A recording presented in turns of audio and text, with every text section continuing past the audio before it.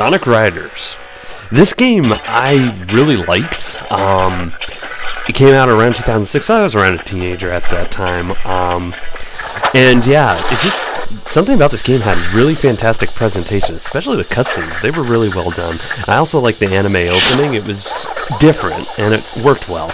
And also the game actually looks really nice for being a game, like a GameCube game, especially when it was one of the last GameCube games that came out, so, and also the other platforms as well.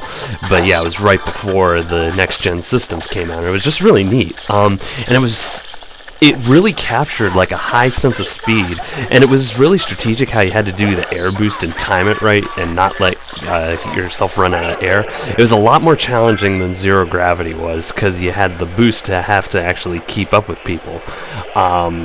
And yeah, basically you have to time that perfectly and everything so that you can actually just keep in contention. And then the tricks and everything, being able to jump at the right time, the better the trick, the more air you got. I just really thought that system worked really well in the game.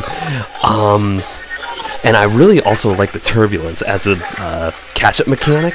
That was something that Zero Gravity took out as well, and you were able to perform tricks on the turbulence. So while you were catching up, you were able to regain air in your tank in order to get like more ahead when you actually got there.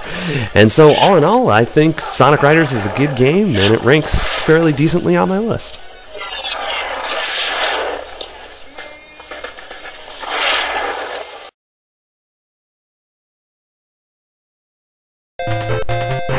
Sonic the Hedgehog Triple Trouble.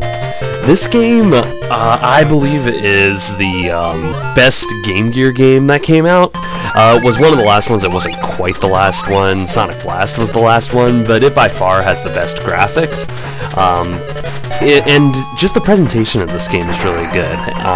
At times you could almost say it's just a slightly watered down Genesis game, graphics-wise. And it plays well. I think basically the control scheme is the same as Sonic Chaos, but it's an upgraded Sonic Chaos. I think it works out really well. It's unique, as you saw right there with the snowboard. I think that was a nice touch. They were trying to sort of harken to the more advanced Genesis type play with Ice Cap, the snowboarding section in that. And yeah, I just really like the creativity of it, and yeah, like I've been saying, it's the closest feel to a Genesis game. Also, the inclusion of Knuckles was pretty cool. This is the only, well, besides Sonic Blast, I keep forgetting about that one, but besides that one, this is the only game he was in. The one I didn't like, Knack the Weasel. Knack the Weasel was stupid. And they kept trying to, like, almost like they're doing with Sonic characters nowadays. It's like, oh, this character's so great, so they were putting him in a bunch of stuff. And yeah, one of my favorite parts of the game was the Tails submarine. It made the water level a lot less painful. They gave Sonic like swim shoes, but those were hardly like used at all, and this you could just keep until you got hit, so it was pretty cool.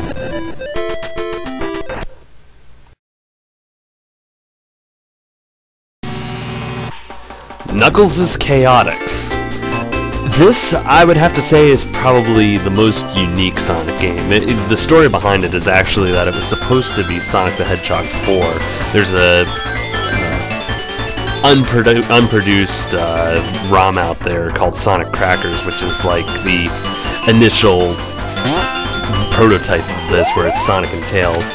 But yeah, as you can see, this game is very unique in its own right with the whole stretchy ring system. It can actually go really, really fast at times, which is really exhilarating. Like in this level, you can just get on straightaways. As you saw it kind of in the beginning of the clip, it goes mega fast when you're just going straight. But yeah, as you can kind of see here, the stretchy ring and not knowing the controls completely can kind of get you a little lost at times.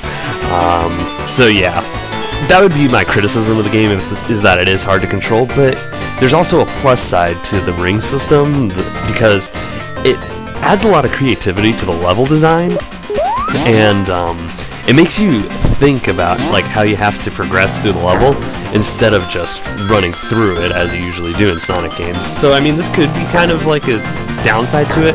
I would call it a downside if it didn't make up for it with the super fast sections. I do feel that the chaotix and all the characters, it's kind of forced. They don't all fit. I mean, I like the chaotix, but the bomb and the heavyweight, that was just unnecessary.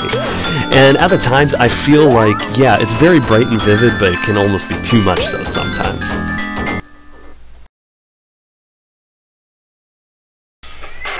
Sonic and the Secret Rings.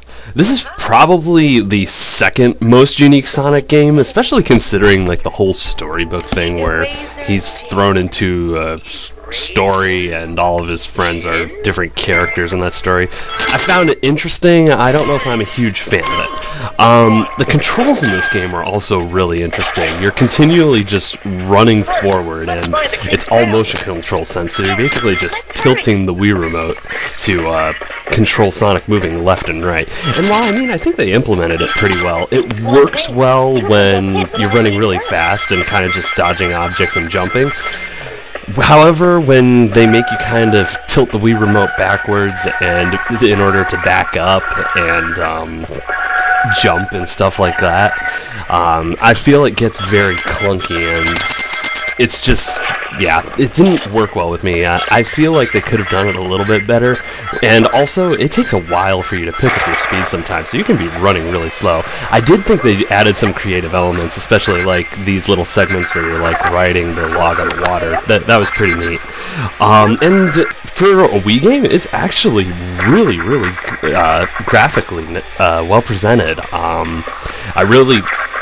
For the time, it was probably one of the best looking Wii games out there. However, even though they look really nice and stuff, I feel the levels are forgettable. I hardly remember any of the names to these levels. And yeah, especially with how the moving forward works, it gets really clunky, especially when you've got boss fights like this right here.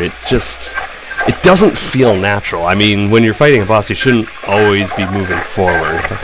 So yeah, especially on certain slants and stuff, you just go really slow, and I'm not a huge fan of it. So all in all, Sonic and the Secret Rings, good idea, looks nice, but in the end, it's a little lacking.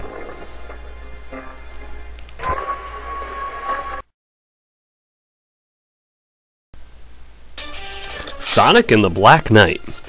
I know a lot of Sonic fans really don't like this game, and I'm sure they're gonna kill me for ranking this as high as I have, but I think this game is fun. I really think that it has nice graphical presentation. All Sonic games do, but yeah, it's an upgrade over the Sonic and the Secret Rings, I think. I think they made the environments a little bit nicer. And while the game is basically just pushing up and waggling the Wii remote, I find it kind of fun because they really got kind of like a seamless speed in there, and I think it works really well. The boss fights against the Knights, though, those were awful. I hated those. And I just really like the environments in this game. I feel like they varied them a good deal, and I also really liked the music. I think the music went really well with this. My favorite level is probably the Molten Mine right here. I just really liked the music in this level. I liked the environment, and I just kind of liked how it played. I thought it was pretty cool. I will admit, though, that the other characters in this game, their gameplay is horrible. It's clunky and everything, but if you play as Sonic, it moves really nice and smooth, and I liked it. But yeah, if you had to play as the other characters, I would definitely rank this game a lot lower on the list. I did like the final boss fight with King Arthur. Talking about it like this, it just sounds really stupid, but I don't know. I just kind of like the gameplay, and just being able to waggle the Wii remote and just slash with your sword, especially that right there, you just slash the heck out of them. That's kind of fun. And even though it's kind of dumb, I did think Excalibur Sonic was kind of cool. Just how he looks. The concept of it is incredibly stupid, but, you gotta admit, that kind of looks pretty awesome. And I think it's a lot better idea than the Dark Spine Sonic.